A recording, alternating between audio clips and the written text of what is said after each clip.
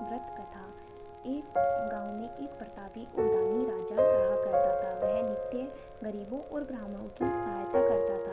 इस बात से उसकी रानी को अच्छी नहीं लगती थी। वह न तो गरीबों को दान देती थी, न ही भगवान का पूजन करती थी और राजा को भी दान देने से मना किया करती थी। एक दिन राजा शिकार खेलने के लिए वन को गए हुए थे तो रानी महल में अकेली थी। उसी समय बृहस्पति साधुदेव वेश में राजा के महल में भिक्षा के लिए गए और भिक्षा मांगी। रानी ने भिक्षा देने से इनकार किया और कहा, हे साधु महाराज, मैं तो दान पुण्य से तंग आ गई हूँ। मेरा पति सारा धन लुटाते रहते हैं। मेरी इच्छा है कि हमारा धन नष्ट हो जाए और फिर न रहेगा बांस बजे की बांसुरी। साधु महाराज ने कहा, देवी तुम तो बड़ी ही विचित्र हो। धन संतान तो सभी चाहते हैं, पुत्र और लक्ष्मी तो पापी के घर भी होनी चाहिए। यदि तुम्हारे पास अधिक धन है तो लोगों का भोजन कराओ, प्यासों के लिए प्याऊ बनवाओ, मुसाफिरों के लिए धर्मशाला खुलवाओ, जो निधन अपनी कुंवारी कन्याओं का विवाह नहीं कर सकते उनका विवाह करा दो। ऐसा और कई काम है जिसे करने से तुम्हारा यश लोक परलोक में फैलेगा। परंतु रानी पर उपदेश का कोई प्रभाव नहीं पड़ा। वह बोली, महाराज आप मुझे कुछ न समझाएं, मैं ऐसा धन नहीं चाहती हूँ जो हर जगह बांटती फिरूं। साधु ने उत्तर दिया, यदि तुम्हारी ऐसी ही इच्छा है तो तथास्तु। तुम ऐसा करना कि बृहस्पतिवार को घर लीप कर पीले कपड़े से अपना सिर धोकर स्नान करना, बत्ती जलाकर कपड़े ऐसा करने से अपना सब धन नष्ट हो जाएगा। थे कि उसके समस्त धन संपत्ति नष्ट हो गई। भोजन के लिए राजा का परिवार तरसने लगा। एक दिन राजा ने रानी से बोला कि हे रानी, तुम यही रहो, मैं दूसरे देश जाता हूँ क्योंकि यहाँ से तुम सभी लोग मुझे जानते हैं, इसीलिए मैं कोई छोटा कार्य नहीं कर सकता हूँ। ऐसा कहकर राजा प्रदेश को चला गया और वहाँ जंगल से लकड़ी काटकर लाकर शहर में बेचता। इस तरह वह अपना जीवन व्यतीत करा। इधर राजा के परदेश जाते ही रानी और दासी दुखी रहने लगी। एक बार जब रानी और दासी को 7 दिन तक बिना भोजन के रहना पड़ा तो रानी ने अपनी दासी से कहा कि दासी, पास ही के नगर में मेरी बहन रहती है, वह बड़ी ही धनवान है, तुम उसके पास जाकर कुछ ले आओ ताकि थोड़ी बहुत गुजारा बसर हो सके। दासी रानी के पास में बहन के पास गई और उस दिन गुरुवार ही था। रानी की बहन उस समय बृहस्पतिवार के व्रत की कथा सुन रही थी। दासी ने रानी की बहन को अपनी रानी का संदेश दिया, लेकिन रानी की बड़ी बहन ने कोई उत्तर नहीं दिया। जब दासी को रानी की बहन का कोई उत्तर नहीं मिला तो वह बहुत दुखी हुई और उसे क्रोध आया। दासी ने वापस आकर रानी को सारी बात सुनाई। सुनकर रानी ने अपनी भाग्य को समझकर रानी की बहन ने सोचा कि मेरी बहन की दासी आई हुई, परंतु मैं उससे नहीं बोली। इससे वह बहुत दुखी हुई होगी। कथा सुनकर और पूजन को समाप्त करके वह अपनी बहन के घर आई और कहने लगी कि बहन, मैं बृहस्पतिवार का व्रत करती हूँ और तुम्हारी दासी मेरे घर आई थी, परंतु जब वह कथा सुन रही थी तब मैं उठती नहीं हूँ और बोलती भी नहीं हूँ, इसीलिए मैं नहीं बोली। कहो दासी, क्या कह रही थी? रानी बोली कि बहन, तुम्हें क्या छिपाऊं, हमारे घर में खाने तक का कोई अनाज नहीं है। ऐसा कहते हुए रानी की आंखों में आंसू आ गए। उसने दासी समेत पिछले 7 दिनों से भूखे रहने की बात अपनी बहन को विस्तार पूर्वक समझाई। रानी की बहन बोली, देखो बहन, भगवान बृहस्पतिदेव सबकी मनोकामना को पूर्ण करते हैं। देखो, शायद तुम्हारे घर में भी अनाज रखा होगा। पहले दिन तो रानी को विश्वास नहीं हुआ, पर बहन के आग्रह करने पर उसने अपनी दासी को अंदर भेजा तो उसे समूचे अनाज से भरा हुआ एक घड़ा मिला। यह देखकर दासी को बड़ी ही हैरानी हुई। दासी रानी से कहने लगी, हे रानी, जब हमको भोजन नहीं मिलता तो हम व्रत ही तो करते हैं, इसीलिए क्यों ना इससे व्रत और कथा की विधि पूछ ली जाए ताकि हम भी व्रत कर सके। तब रानी ने अपनी बहन से बृहस्पतिवार के व्रत के बारे में पूछा। उसकी बहन ने बताया, बृहस्पतिवार के व्रत में चने की दाल और मुनक्का से विष्णु भगवान के केले के जड़ का पूजन करें, दीपक जलाएं, व्रत कथा सुने और पीले भोजन करें और पीले ही वस्त्र धारण करें। इससे बृहस्पतिदेव प्रसन्न होते हैं। व्रत और पूजन विधि बताकर रानी की बहन अपने घर को लौट आई। 7 दिन के बाद जब गुरुवार आया तो रानी और दासी ने व्रत रखा। गुड़ साल में जाकर चना और गुड़ लेकर आई। फिर उसके केले की जड़ पर विष्णु भगवान का पूजन किया और पीला भोजन कहाँ से आए, इस बात को लेकर दोनों बहुत दुखी थी। चूंकि उन्होंने व्रत रखा था इसीलिए बृहस्पति देव उन्हें प्रसन्न थे, इसीलिए वे एक साधारण व्यक्ति के रूप में धारण करके 2 थालों में सुंदर पीला भोजन दासी को दे गए। भोजन पाकर दासी प्रसन्न हुई और फिर रानी के साथ मिलकर भोजन ग्रहण किया। उसके बाद में वे सभी गुरुवार को व्रत और पूजन करने लगे। बृहस्पति भगवान की कृपा से उनके पास फिर से धन संपत्ति आ गई, परंतु रानी फिर से पहले की तरह ही आलस्य करने लगी।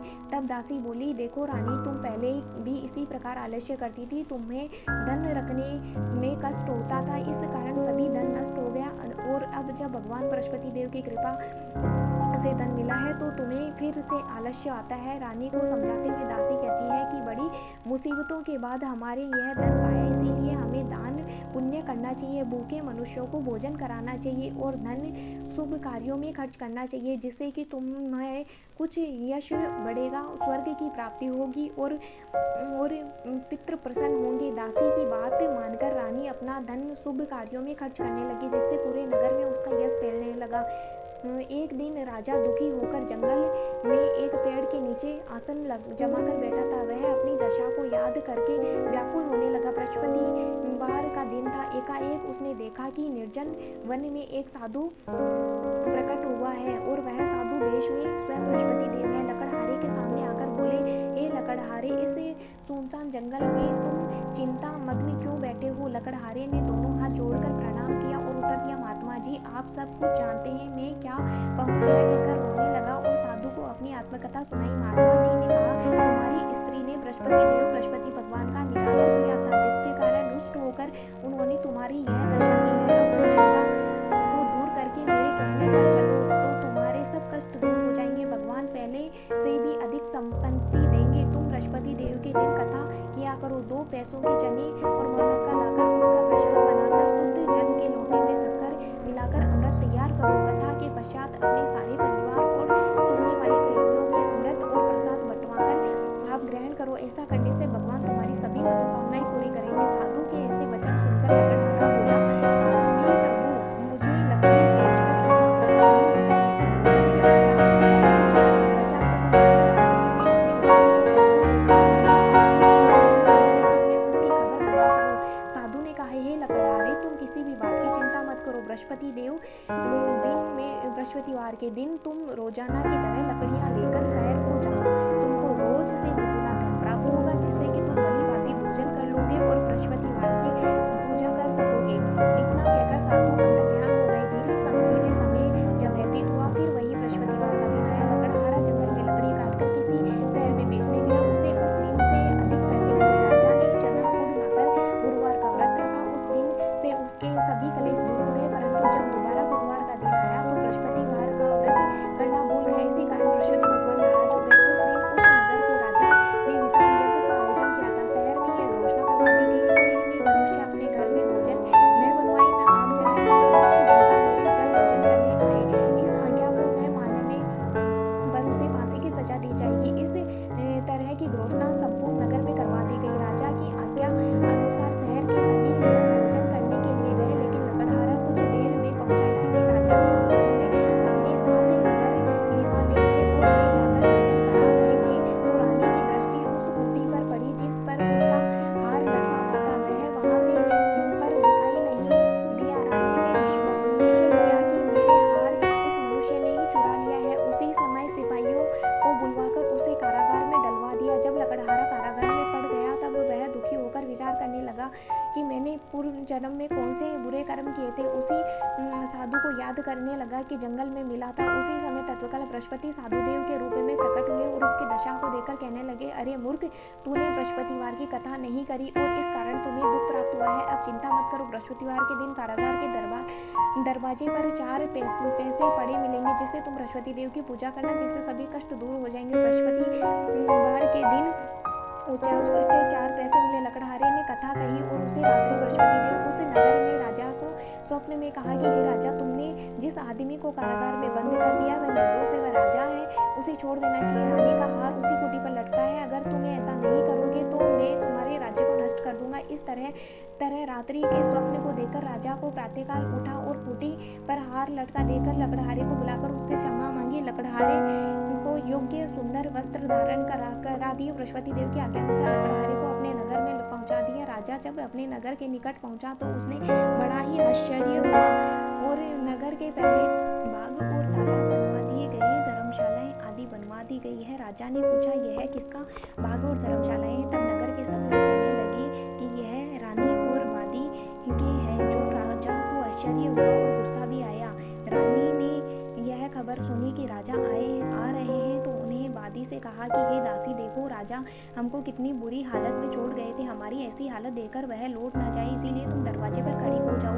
आज्ञा सुनकर दासी दरवाजे पर खड़ी हो गई। राजा आए तो उन्होंने अपने साथ लीवा लाई। तब राजा ने क्रोध करके अपनी रानी से पूछा, यह धन तुम्हारे पास में कैसे प्राप्त हुआ? तब उन्होंने कहा कि हमने यह सब धन बृहस्पति देव के इस व्रत के प्रभाव से प्राप्त किया। राजा ने निश्चय किया कि 7 रोज बाद तो सभी बृहस्पति देव का पूजन करते हैं, परंतु मैं प्रतिदिन में 3 बार कहानी और रोज व्रत किया करूंगा। अब हर समय राजा के दुपट्टे में चने की दाल बंधी रहती थी और दिन में 3 बार कहानी करता था। एक रोज राजा ने विचार किया कि चलो मैं अपनी बहन के घर वो आता हूँ। इस तरह निश्चय करके वह राजा घोड़े पर सवार होकर अपनी बहन के घर चला गया। मार्ग में उसने देखा कि कुछ आदमी एक मुर्दे को ले जा रहे थे। उन्हें रोककर राजा कहने लगा कि अरे भाइयों, मेरे बृहस्पतिवार की कथा सुन लो।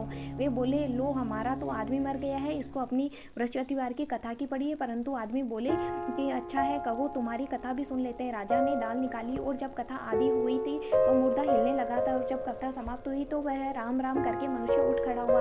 आगे मार्ग में उसने एक किसान खेत में हल चलाते हुए देखा और उसने बोला कि अरे भाई, तुम मेरी बृहस्पतिवार की कथा सुन लो। किसान बोला, जब तक तेरी कथा सुनूंगा तब तक 4 काम हो जाएंगे, जो अपनी कथा किसी और को सुनाना। इस तरह राजा आगे चलने लगा। राजा के हटते ही बेल पछाड़ खाकर गिर गया और किसान के पेट में बड़ी जोर से दर्द होने लगा। उस समय उसकी माँ रोटी लेकर आई। उसने जब यह देखा तो पुत्र से सब हाल पूछा और बेटे ने सभी हाल बता दिया। तो बुढ़िया दौड़ी दौड़ी घुड़सवार के पास में गई और उसने बोला कि मैं तेरी कथा सुनूंगी, अपनी कथा मेरे खेत में चलकर कहना।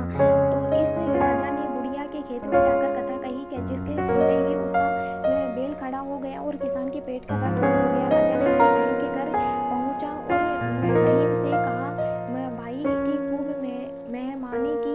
दूसरे दिन प्रातःकाल जब राजा जागा तो वह देखने लगा कि सब लोग भोजन कर रहे हैं। राजा ने अपनी बहन से कहा कि ऐसा कोई मनुष्य है जो भोजन नहीं किया, वो मेरी बृहस्पतिवार की कथा सुन ले। बहन बोली कि हे भैया, यह देश ऐसा ही है कि पहले यहाँ सब लोग भोजन करते हैं, बाद में अन्य काम करते हैं। अगर कोई पड़ोस में होगा तो देखती हूँ। वह ऐसा कहकर देखने चली गई, परंतु उसे कोई ऐसी व्यक्ति नहीं मिला जिसने कि भोजन नहीं किया। अतः वह एक कुम्हार के घर गई और जिसका भोजन देखकर उसे मालूम हुआ कि उसके यहाँ 3 रोज से किसी ने भोजन नहीं किया है। रानी ने अपने भाई को कथा सुनने के लिए कुम्हार के घर जाने को कहा। वह तैयार हो गया। राजा ने जाकर बृहस्पति देव की कथा सुनाई, जिससे सुनकर उसका लड़का ठीक हो गया। अब तो राजा प्रसन्न होने लगा। एक रोज राजा ने अपनी बहन से कहा कि हे बहन, हम अपने घर को जाएं, तुम भी तैयार हो जाओ। राजा की बहन ने अपनी सास से कहा कि सासू माँ, मैं भी अपने मायके चली जाती हूँ, परंतु लड़कों को मत ले जाओ क्योंकि तेरे भाई की कोई औलाद नहीं है। बहन ने अपने भाई से कहा कि हे भैया, मैं तो चलूंगी, लेकिन कोई बालक मेरे साथ नहीं जाएगा। राजा बोला, जब कोई बालक ही नहीं चलेगा तो तुम क्या करोगी? बड़ी दुखी मन से राजा ने अपने नगर में लौट आता है। राजा ने अपनी बहन से कहा कि हम निर्वंशी हैं, हमारा मुंह देखने का धर्म नहीं है और कुछ भोजन आदि नहीं किया। रानी बोली कि हे बृहस्पति देव ने हमें सब कुछ दिया है, फिर अगर औलाद अवश्य दे। उसी रात बृहस्पति देव ने राजा को स्वप्न में कहा कि हे राजा, उठ सभी सोच त्याग दे, तेरी रानी गर्भ से है। राजा की कही बात सुनकर वह उठ बड़ी खुशी हुई। 9वें महीने उसके गर्भ में एक सुंदर पुत्र पैदा हुआ। तब राजा बोला, हे रानी, स्त्री बिना भोजन के रह सकती है पर बिना कहे नहीं रह सकती है। जब मेरी बहन आवे तो तुम उससे कुछ मत कहना। रानी ने सुनकर हाँ कर दिया। जब रानी की बहन ने यह शुभ समाचार सुना तो वह बहुत खुश हुई और बधाई लेकर भाई के घर आई। तभी रानी ने कहा, घोड़ा चढ़कर तो नहीं आई, गधा चढ़कर आई। राजा की बहन बोली, भाभी